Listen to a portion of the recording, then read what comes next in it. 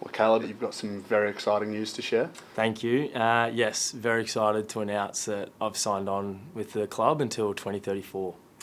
It's 7 years on top of, I think this is your 7th season that you're going into as well, so it's a long-term deal. How exciting is that to announce? It's really exciting. It means a lot to kind of me and my family. This club means a lot to me, and it's a great feeling to be able to commit long term and be able to know what our future looks like as a family and where we're going to be for the next 9 years now, which is really exciting and something that didn't require too much thought. And I was really stoked with the process, really glad that we could get it done when we did and didn't have to let it drag into kind of next year, and we could just get it done and move on. So I'm really excited. You've already touched on parts of it there, but you already obviously had this year as well as next year. I don't want to speak for you, but I can imagine with Tasmania joining the competition plus other clubs circling around, I think it's very clear to us that you're very all in on what Freo was building. Yeah, I am, and I have been for a long time.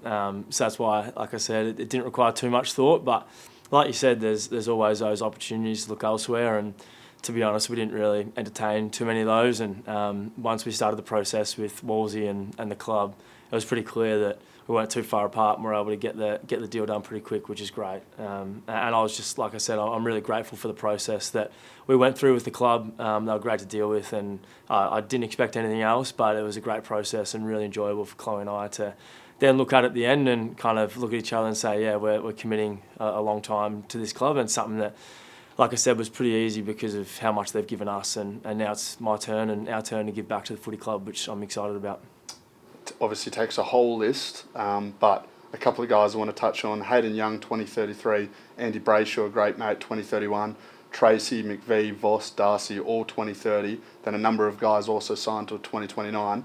It's not a bad list to be joining, is it?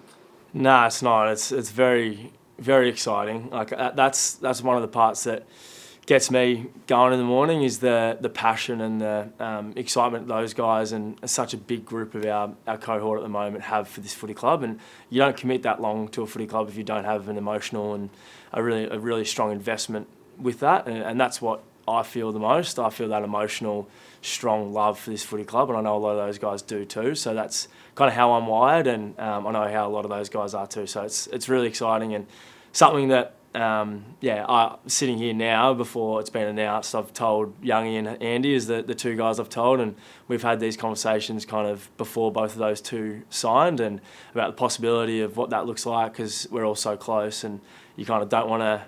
Like Youngie was the first one to sign, and then Andy, and now me. But we're all kind of in it together and understanding that this is where we want to be, and long term we're going to be in it together. And we've had some close mates leave for different reasons, and us three really want to stick it out together. So I'm stoked that I can be a part of that, and those two mean a lot to me.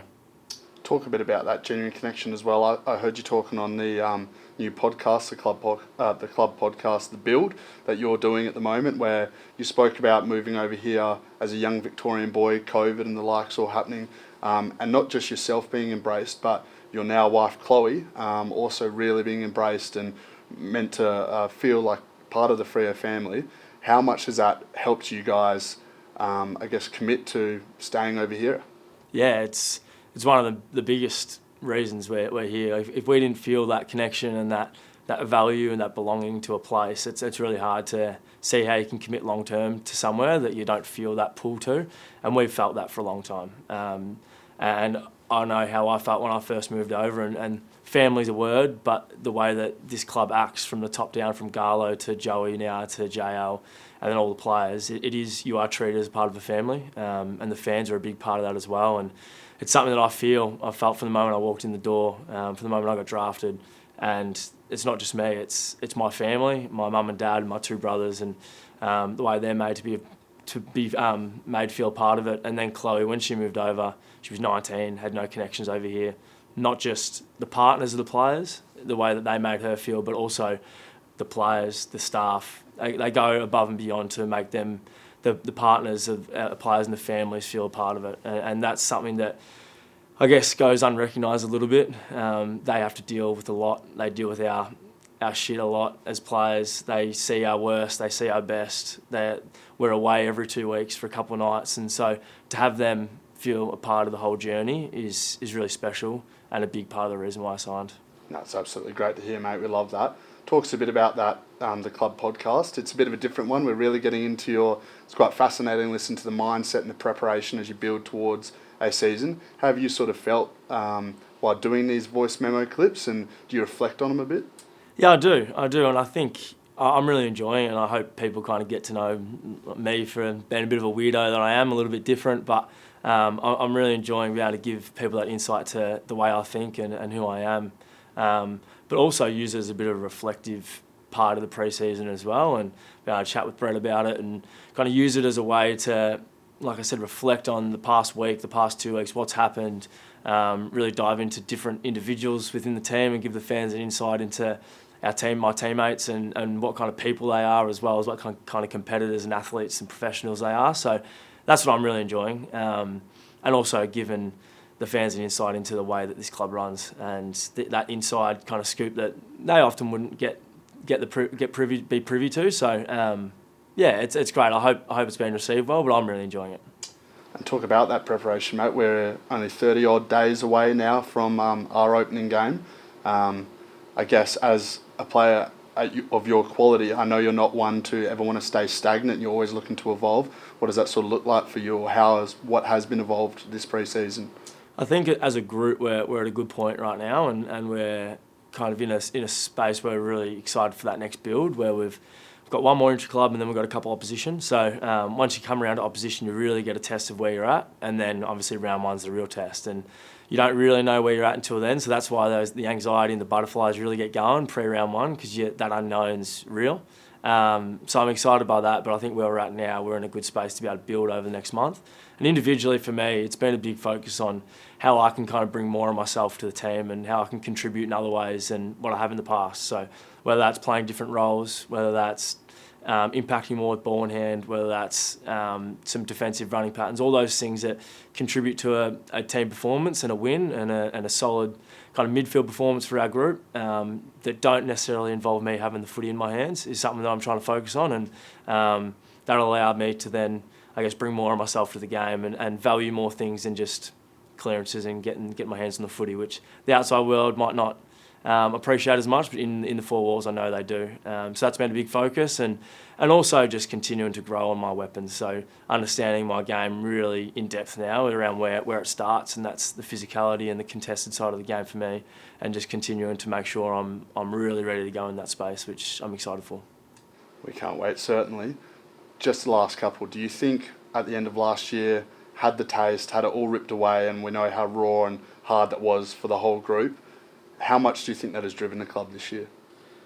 Well, I think it's definitely been used as motivation. It hasn't been used as something where we're kind of burying our heads and avoiding it, or not acknowledging it, or being worried about what happened and being burdened by that. It's been used as a really exciting learning experience and something that's motivated us to get back there and get further. And we know that you get no credits for what you did last year. We start at ground zero and you got to build again. And for us, we don't want to learn the lessons we had to learn around 8 or 9 in round 8 or 9. We want to learn them last year, and we want to implement them now from the start of the season. So I think the way that we've seen guys train this year, prepare, that's all you can judge it off at this stage. And like I said, time will tell come round one where we're at. But I feel like we're far more prepared now than we were last year, just from the lessons and the lessons and the heartache that we learnt throughout the year last year, not just at the end of the season, throughout. So I'm excited by what that means. Just last, mate, I know the build-up is so much, and a football season is so long and so demanding of everyone, but do you have, now announcing this news, any sort of little message to the Freo fans and members before we embark on another big journey? Thank you. Thank you for everything they've given me so far in my career. It's been 6 years, but it's felt like I've been a part of this Freo family for my whole life. I feel like the fans have really embraced me from the start. They embrace the way that I play. They embrace my effort, my determination, and I know that I can feel that. So I want to thank them for that, but also for their passion, what they bring every single week. It's really enjoyable to play for when you're running out there at Optus Stadium and you got 99% of the crowd is all Freo and wearing purple, and you hear it, you feel it, it's something that I really enjoy. I'm super grateful for, and then also just keep turning up, keep showing up for us. We're ready, we're excited, and we can't wait to play for you guys again. Well, congratulations, mate. We can't wait to see what the future holds. Thank you very much.